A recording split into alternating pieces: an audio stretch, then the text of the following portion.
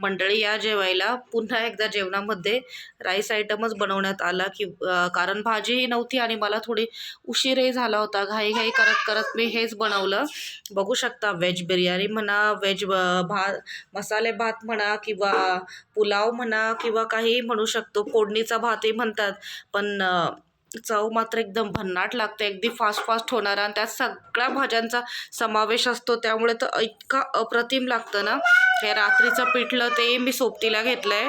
कांदा आहे आणि इथे आहे मस्तपैकी असं तूप आणि तुपाबरोबर गरमागरम असा मस्तपैकी मसाले भात खाण्याचं जे सुख आहे ना, ते शब्दात सांगता येणार नाही. ते तुम्ही स्वतःच खाऊन चाखून बघायला हवं आणि सगळ्यांचंच फेवरेट असेल माझ्या मते हे.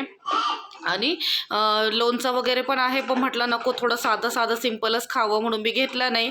पापडही घेतला नाही. हे एवढंच छान असं हा बेत आम्ही खाणार आहे आणि संध्याकाळी पुन्हा मग काहीतरी नाश्ता बनवणारच आहे. म्हटलं तर आता हलकंच खाऊया.